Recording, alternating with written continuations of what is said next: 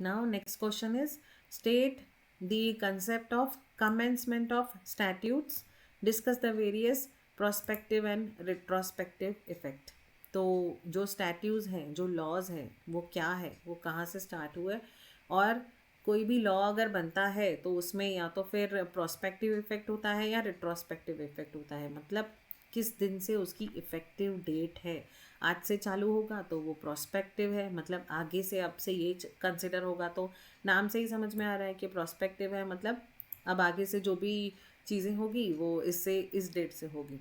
Retrospective है तो retro मतलब पुराना, तो रेट्रोस्पेक्टिव मतलब पहले से मतलब वो आज से नहीं होगा, इसके पहले जो भी है स्टार्ट से ये लॉ अप्लाई होगा। तो ये हम इसमें देखेंगे। Now introduction.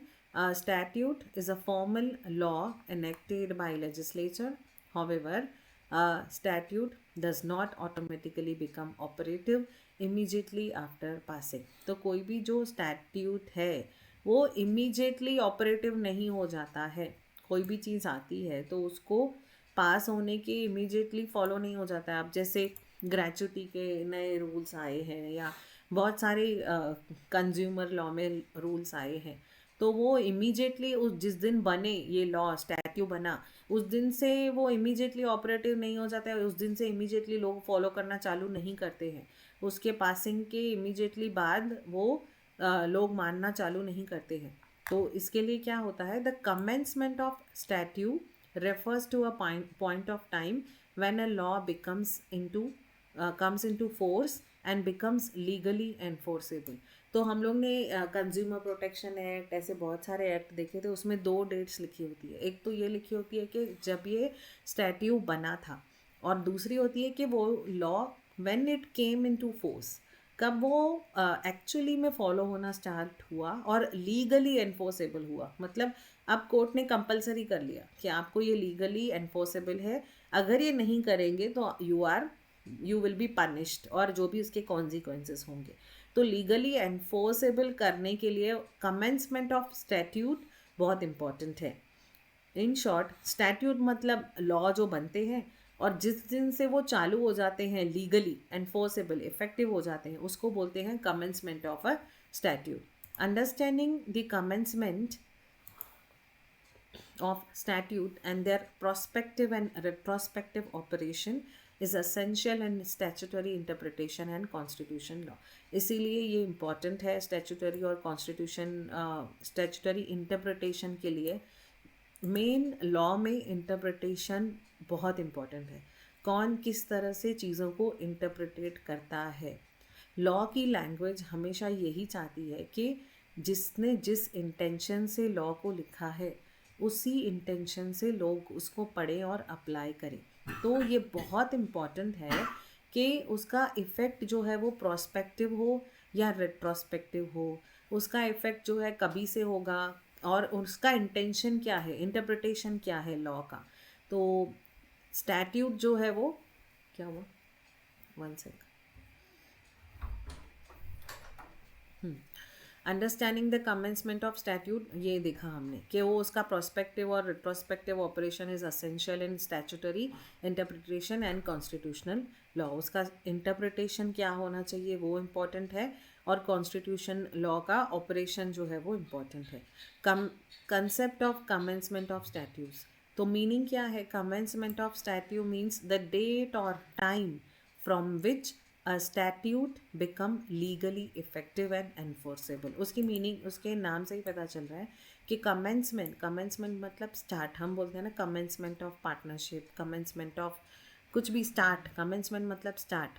तो कमेंसमेंट ऑफ स्टैट्यूट मतलब भी वही है कि डेट और टाइम, डेट या टाइम, इट्स नॉट एंड, किस टाइम से वो स्टार्ट होगा, किस डेट से वो लीगली एनफोर्सेबल हो जाएगा, मतलब इफेक्टिव हो जाएगा, उस दिन से वो लागू हो जाएगा, इन शॉर्ट बोलेंगे तो स्टैट्यूट में कम इनटू फोर्स, तो किस दिन वो कम इनटू फोर्स होगा, किस दिन वो स्टार्ट होगा, किस दिन से वो इफेक्टिव होगा, on the date of assent. Assent मतलब जो एक्सेप्टेंस, अप्रूवल, जिस दिन से वो अप्रूव हुआ उस दिन से वो हो सकता है, या तो फिर स्टैट्यू का जो कमेंसमेंट है वो डिपेंड करता है, उस लॉ में लिखा होगा कि वो कब से कमेंस होगा, कब से इफ़ेक्टिव होगा, नेक्स्ट फाइनेंशियल ईयर से होगा नेक्स्ट मंथ से होगा, नेक्स्ट ईयर से होगा, इमीडिएट इफेक्ट से होगा, कब से होगा वो उस लॉ में ही लिखा होता है।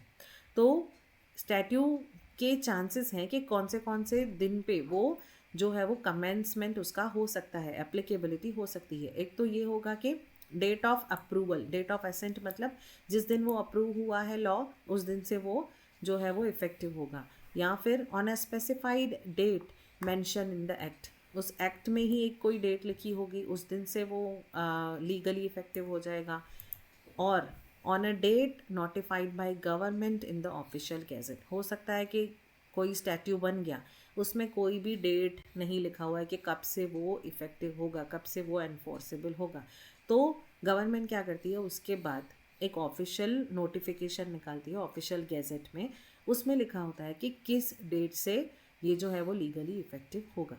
Now modes of commencement, commencement के किस कैसे बताएगी गवर्नमेंट, या तो एक्सप्रेस करेगी उस एक्ट में ही लिखा होगा, या तो नोटिफिकेशन आएगा, कोई पब्लिक नोटिफिकेशन आएगा न्यूज़पेपर्स में। तो किस तरह से वो मोड ऑफ कमेंसमेंट क्या होगा, वो जो लागू होगा कोई भी कानून कोई भी कायदा, तो उसका मोड क्या होगा कमेंसमेंट का, कैसे पता चलेगा कि किस दिन से वो अप्लाई होगा। तो when a act itself specifies the date of enforcement, अगर एक्ट में ही लिखा है कि this act will come in to force from 1 January, 1 March, 1 April, जो भी लिखा हो, तो अगर उस एक्ट में ही लिखा हुआ है तो उसको बोलेंगे एक्सप्रेस कमेंसमेंट। मतलब कमेंसमेंट जो है वो एक्सप्रेस्ड है उस एक्ट में ही दिया हुआ है, इसीलिए उसको बोलेंगे एक्सप्रेस कमेंसमेंट। दूसरा होगा कमेंसमेंट बाय नोटिफिकेशन, जिसमें गवर्नमेंट जो है वो ऑफिशियल गैजेट में नोटिफिकेशन देगी, किसी पब्लिक नोटिस में, ऑफिशियल गैजेट में, किसी जो रूल्स एंड रेगुलेशंस पब्लिश होते हैं वहाँ पे देगी, तो गवर्नमेंट नोटिफाई करेगी, तो उसको बोलेंगे कमेंसमेंट बाय नोटिफिकेशन। तीसरा होगा इम्प्लाइड कमेंसमेंट, मतलब ये अंडरस्टूड है, यहाँ पे कोई ये नहीं होगा, मतलब एक्सप्रेस नहीं करेगी ना ही गवर्नमेंट नोटिफिकेशन देगी, इसमें इम्प्लाइड होगा, मतलब अंडरस्टूड होगा। If no date is mentioned, the act comes into force on the date of presidential or governor's assent। तो एक एक्ट बन गई, उसके बाद एक्ट बनने के बाद वो प्रेसिडेंट की साइन के लिए या गवर्नर की साइन के लिए जाती है। तो जिस दिन उसकी साइन के लिए गई गवर्नमेंट के उनकी साइन के लिए गई, गवर्नर के प्रेसिडेंट के साइन के लिए गई, और जिस दिन उन्होंने साइन किया, अप्रूव किया, असेंट दिया, उस दिन से वो कमेंस हो जाएगा, उस दिन से वो लागू हो जाएगा। तो या अगर दिया है एक्ट में तो ठीक है, नहीं तो नोटिफिकेशन आएगा, और इन दोनों में भी कुछ नहीं है तो वो अंडरस्टूड है कि वो उस दिन से लागू होगा जिस दिन वो अप्रूव हुआ है, जिस दिन गवर्नर ने अपना एसेंट दिया या प्रेसिडेंट ने अपना एसेंट दिया। Now prospective operation of statutes, prospective मतलब कि आज के बाद जो भी होगा उसको ये रूल लागू होगा। तो यहाँ पे आज के बाद की बात चल रही है, फ्यूचर इवेंट्स की बात चल रही है, तो उसे प्रोस्पेक्टिव बोलेंगे। Statute is said to be prospective when it applies only to future transactions, acts or events occurring after this commencement। जिस दिन से वो स्टैट्यू आया है उसके बाद से जो भी एक्ट होंगे, जो भी ट्रांजैक्शन होंगे उससे रिलेटेड, उस पे ये स्टैट्यू, ये लॉ एप्लीकेबल होगा। तो पहले वाले पे नहीं एप्लीकेबल होगा, जो बाद में इवेंट्स होंगे उस पे एप्लीकेबल होगा। तो ये स्टैट्यूट्स के लिए समझना बहुत इम्पॉर्टेंट है। एक तो ये भी समझना इम्पॉर्टेंट है कि स्टैट्यू स्टार्ट कब से होगा, फिर स्टार्ट कब से होगा, ऑपरेटिव कब से होगा, वो तो ठीक है, लेकिन वो किस पे लगेगा, कौन से इवेंट्स पे लागू होगा, पिछले इवेंट्स पे कि कल से जो इवेंट्स होने वाले हैं उस पे। तो अगर वो प्रोस्पेक्टिव है तो वो जो कल से होंगे, इसके बाद एक्ट के बाद जो भी कुछ होगा तो वो उन पे ये नए वाले जो लॉ है वो एप्लीकेबल होंगे। All statutes are presumed to be prospective unless the legislature expressly और by necessary implication provides otherwise. तो ये एक अजम्पशन है, ये एक प्रिज्यूम्ड है कि कोई भी लॉ अगर बनता है तो ये अज्यूम्ड है कि वो प्रोस्पेक्टिव होता है, अनलेस उसमें बोला है, अनलेस अदरवाइज मेंशन्ड।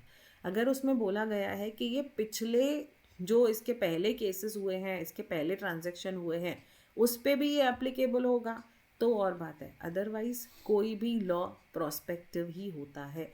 मतलब ये अगर कोई स्टैट्यू बना है उसके बाद से कुछ भी ट्रांजैक्शन होगा तो उस पर ये प्रोस्पेक्टिव लागू लॉ जो है वो लॉ लागू होगा। फॉर एग्ज़ाम्पल कि अगर किसी ने भी कोई सिग्नल स्पीड लिमिट तोड़ा, फॉर एग्ज़ाम्पल लेते हैं हम, अगर किसी ने स्पीड लिमिट तोड़ा तो उसको 2000 रुपीज़ फ़ाइन है। तो ये फ़ाइन कब से लगेगा? अभी के बाद, अगर ये आज लॉ बना है और आज ये साइन हुआ तो इसका मतलब आज रात को 12 बजे के बाद जो भी स्पीड लिमिट क्रॉस करेगा उस पर 2000 जो है वो फ़ाइन पेनल्टी जो भी है वो लगेगी। अब ये अंडरस्टूड है कि ये प्रोस्पेक्टिव है, लेकिन अगर इस लॉ में लिखा हुआ है कि पहले भी अगर किसी ने स्पीड लिमिट क्रॉस की है तो उनको भी 2000 रुपीज़ पे करना पड़ेगा, तो ये होगा रेट्रोस्पेक्टिव। मतलब 1 महीने पहले भी अगर आपने हाईवे पे स्पीड लिमिट क्रॉस की है तो भी आपको फ़ाइन का चालान आ जाएगा। ये एक एग्जाम्पल है। यूजुअली जो लॉज होते हैं, जो स्टैट्यूट्स होते हैं, वो प्रोस्पेक्टिव ही होते हैं। वो लोग पिछला जो हमने गलती की है उस पर पेनल्टी नहीं लगा सकते हैं, एक्सेप्ट फॉर सम कोई केसेस ऐसे होते हैं जहाँ पे उनको रिट्रोस्पेक्टिव इफेक्ट देना पड़ता है। बट यूजुअली सारे स्टैट्यूट्स जो होते हैं वो प्रोस्पेक्टिव होते हैं। मतलब कल से अगर कोई भी स्पीड लिमिट क्रॉस करेगा तो उसको 2000 रुपीज़ का फ़ाइन लगेगा। ये कल से कब होगा? जब वो इम्प्लाइड है, इम्प्लाइड कमेंसमेंट है, मतलब जब वहाँ पे साइन हो गई, अप्रूव हो गया। और अगर वो नोटिफिकेशन आई है कि अभी 1 मार्च से अगर किसी ने भी स्पीड लिमिट क्रॉस की तो 2000 या 3000 जो भी उनको अमाउंट लगाना है वो होगा, तो इसको बोलेंगे कमेंसमेंट बाय नोटिफिकेशन। और अगर एक्ट में ही दिया गया है कि कल से, आज अगर ये एक्ट बन रहा है 28 जनवरी को, तो 29 जनवरी से उसमें लिखा है कि 29 जनवरी से ये जो है एनफोर्स हो जाएगा लॉ। तो इसका मतलब 29 जनवरी से ही अगर किसी ने किसी पर्टिकुलर रोड पे स्पीड लिमिट क्रॉस की तो उसको 2000 4000 जो भी फ़ाइन लिखा होगा वो इफ़ेक्टिव हो जाएगा। तो ये प्रोस्पेक्टिव लॉ है, ये रिट्रोस्पेक्टिव नहीं है, प्रोस्पेक्टिव है, आगे से जो होगा उसके लिए, ना कि पहले जो हो गया उसके लिए। तो जनरल रूल यही कहता है कि नेसेसरी इम्प्लीकेशन हमेशा बाद में ही होती है, प्रोस्पेक्टिव ही होती है, अनलेस अदरवाइज मेंशन्ड, अनलेस उसमें दिया है कि वो पहले वाले जो लॉ है, पहले वाली इंसिडेंट्स है उन पे भी लगेगा। अब रीज़न क्या है प्रिजम्पशन का? ऐसे क्यों अज्यूम कर रहे हैं हम कि बाद में ही लगेगा, पहले वाले केसेस पे नहीं लगेगा? Because to protect the vested rights. तो किसी को पता नहीं था कि पहले फ़ाइन लगने वाला है तो लोग स्पीड लिमिट नहीं करते। तो ये प्रिजम्पशन इसीलिए ही है कि जो राइट्स हैं वो प्रोटेक्ट हो। मतलब अगर आप कोई लॉ बना रहे हो तो उनके राइट्स प्रोटेक्ट हो, उनको पता ही नहीं है किसी चीज़ का, और अगर लॉ ही कोई नया आया है तो they can not be ask for कि जो पहले आपने जो पहले चीज़ जो जिस पे फ़ाइन पेनल्टी नहीं थी वो उस पर भी आपको फ़ाइन भरनी है। तो ensure fairness and legal certainty के लिए ये प्रिजम्पशन इम्पॉर्टेंट है, ये अज्यूम करना इम्पॉर्टेंट है। और टू प्रिवेंट इनजस्टिस, मतलब कोई इनजस्टिस ना हो।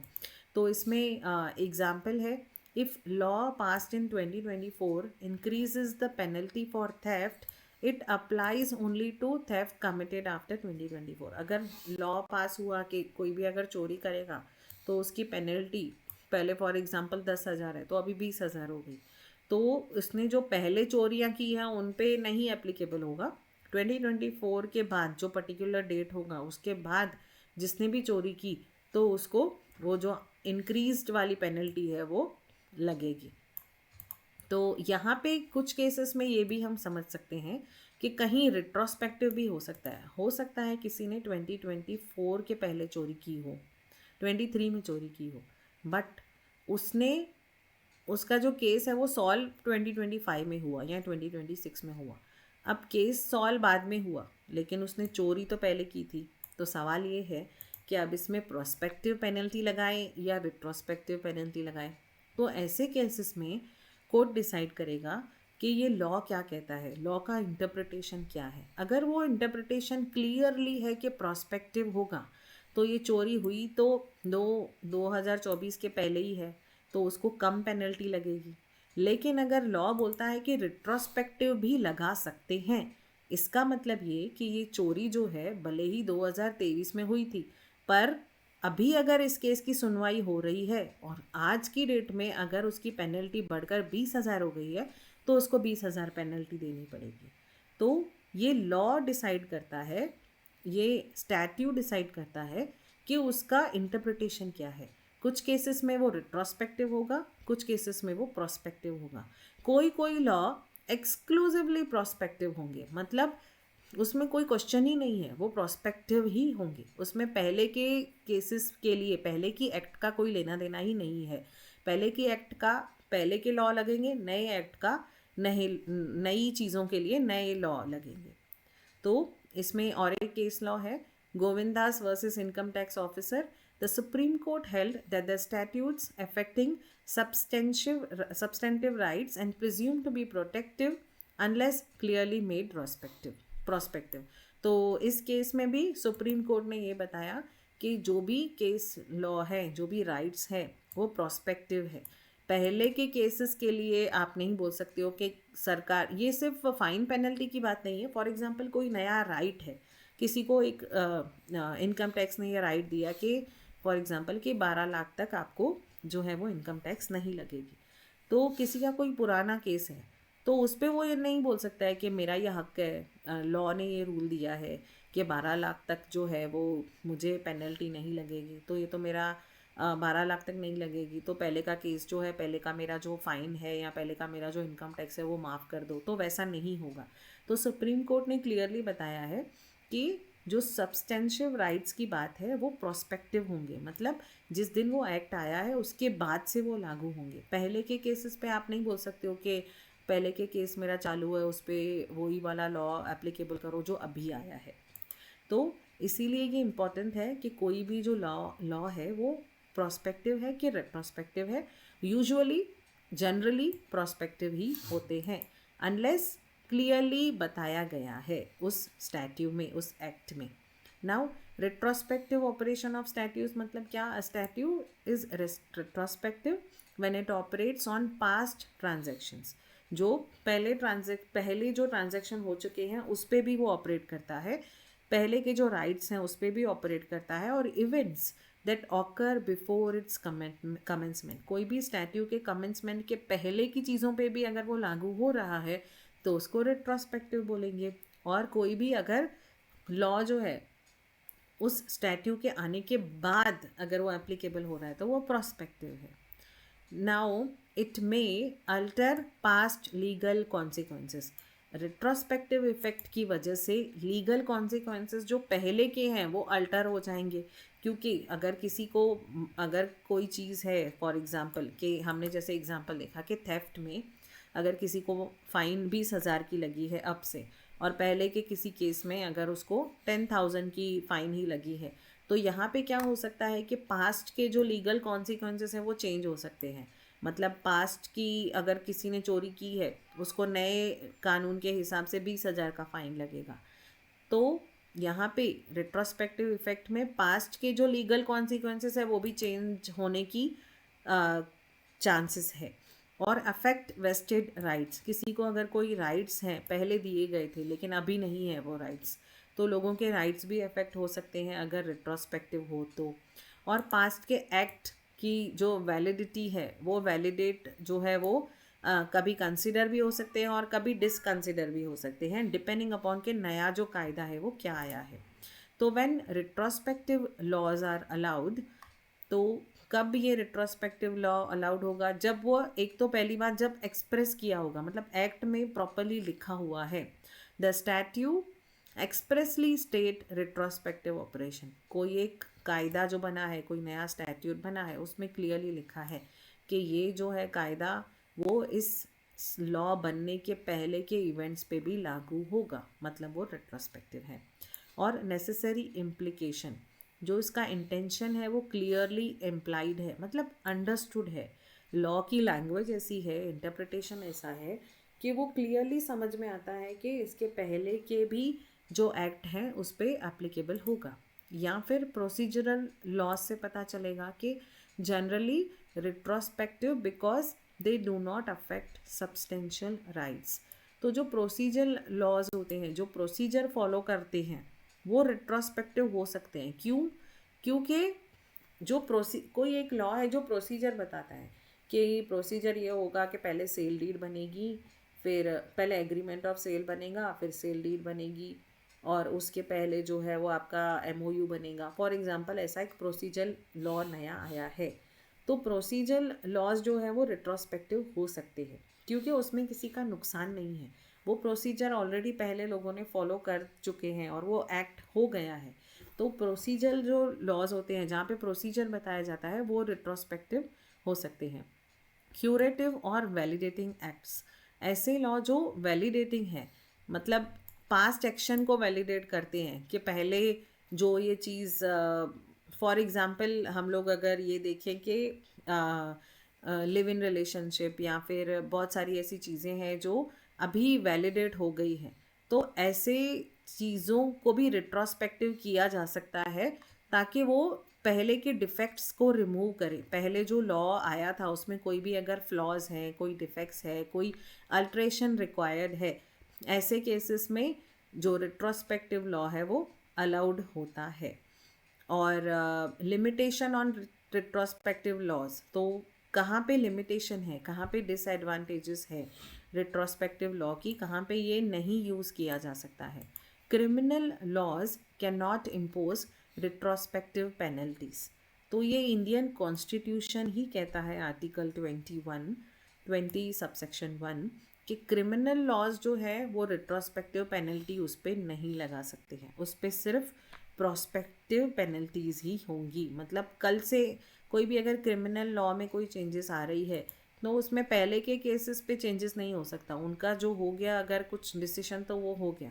तो यहाँ पे क्रिमिनल लॉ में अगर कोई भी पेनल्टीज़ लगानी है गवर्नमेंट को, स्टैट्यू बनाना है, लॉ बनाना है, तो वो हमेशा प्रोस्पेक्टिव होगा, मतलब लॉ बनने के बाद से लागू होगा। Can not impair vested rights unless clearly intended, तो वो वेस्टेड राइट्स को इम्पेयर नहीं करेगा जब तक क्लियरली बताया नहीं गया है। रिट्रोस्पेक्टिव लॉ के आने से किसी के राइट्स को कोई नुकसान नहीं पहुंचना चाहिए, तो ये भी जो है वो रिट्रोस्पेक्टिव लॉ का लिमिटेशन है। इसीलिए भी रिट्रोस्पेक्टिव लॉज जो है वो यूज़ नहीं होते हैं अनलेस क्लियरली बताया गया है। Must not violate constitutional rights, जो कॉन्स्टिट्यूशनल राइट्स है एक इंसान के, उसको वॉयलेट नहीं करना चाहिए रिट्रोस्पेक्टिव लॉज। कहीं किसी भी हालत में कॉन्स्टिट्यूशनल राइट्स जो है वो वॉयलेट नहीं होने चाहिए। तो ये लिमिटेशंस है रिट्रोस्पेक्टिव लॉज के। तो if a tax law passed in 2025 states that the tax is applicable from 2023, it is retrospective. तो ये एग्जाम्पल दिया गया है कि 2025 में अगर कोई टैक्स लॉ आया है और वो बता रहा है, लॉ खुद ही बता रहा है कि अभी ये जो लॉ एप्लीकेबल है वो 2023 से है, मतलब जिस दिन ये लॉ बना है उसके पहले के इवेंट्स पे भी वो एप्लीकेबल है, इसका मतलब वो रिट्रोस्पेक्टिव है। यहाँ पे एक केस लॉ है, Hitendra Vishnu Thakur versus state of Maharashtra 1994 का। Supreme court held that the procedural laws are retrospective but substantive laws are prospectives unless expressly state. तो ये हमने ऑलरेडी देखा कि अगर कोई प्रोसीजर है तो वो रिट्रोस्पेक्टिव हो सकता है, बट जो सब्सटेंटिव लॉज हैं, जैसे कि हमने देखे कि कल से ये लागू होगा, कोई इनकम टैक्स से रिलेटेड भी हो सकता है, कोई भी लॉ हो सकता है, ग्रेचुटी से रिलेटेड हो सकता है, तो सब्सटेंटिव जो लॉज हैं वो प्रोस्पेक्टिव होंगे जब तक उसमें एक्सप्रेसली नहीं दिया है कि ये रिट्रोस्पेक्टिव होंगे। अब यहाँ पे वापस उसका ये डिस्टिंक्शन दिया है वो सेम ही है, will not go in detail. और importance of commencement and temporal operation, तो इम्पोर्टेंस क्या है कमेंसमेंट का, तो ensures certainty in legal rights and obligations. Commencement होना ज़रूरी है, लॉ बनेगा उससे कुछ फ़ायदा नहीं है, लॉ का कमेंसमेंट होना ज़रूरी है, उसका एप्लीकेबल इफ़ेक्टिव डेट किस दिन से इफ़ेक्ट होगा, चालू होगा, लागू होना इम्पॉर्टेंट है। तो उसी से ही legal rights and legal obligation पता चलेंगे। Protects individual from unfair retrospective penalties. अगर कोई ऐसी कोई चीज़ें हैं जहाँ पे पहले से चली आ रही है पेनल्टीज, तो उसको करेक्ट करने के लिए न्यू लॉ बनाए जाते हैं, तो उसका कमेंसमेंट बहुत इंपॉर्टेंट है। गाइड्स कोर्ट इन इंटरप्रिटेटिंग लेजिस्लेटिव इंटेंट। तो कमेंसमेंट ऑफ जो न्यू लॉ है वो इसलिए भी इम्पॉर्टेंट है क्योंकि कोर्ट को पता चलता है कि इंटेंशन क्या है। अगर कहीं पहले किसी लॉ में कोई चीज़ क्लियर नहीं है तो ऐसे केसेस में भी जो है वो नया लॉ आता है। और नया लॉ क्यों आता है? ताकि उसका इंटरप्रिटेशन जो है, इंटेंशन जो है लॉ बनाने का, वो क्लियर हो। Maintain rule of law and fairness. तो लॉ एंड फेयरनेस जो है वो फेयर, जो इक्वालिटी, जो लॉ, फेयरनेस मतलब नॉट इक्वालिटी, फेयरनेस मतलब जो जस्टिफिकेशन है लॉ का वो मेंटेन हो। Conclusion: the commencement of statute marks the point when a law become operative. Commencement of statute का मतलब यही है कि लॉ कब से ऑपरेटिव होगा।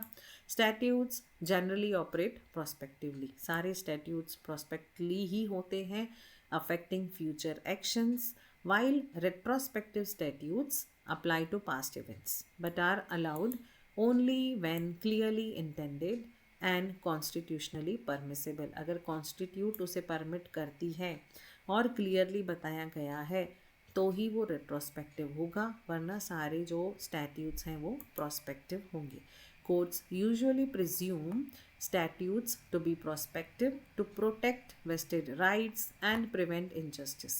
Understanding the temporal operation of statutes is crucial for proper statutory interpretation and administration of justice. तो ये बहुत इम्पॉर्टेंट है कि उसका ऑपरेशन कब से होगा, ताकि ये पता चले कि जो स्टैचुटरी, जो लॉ का इंटरप्रिटेशन है और जस्टिस प्रॉपर फॉलो हो रहा है कि नहीं।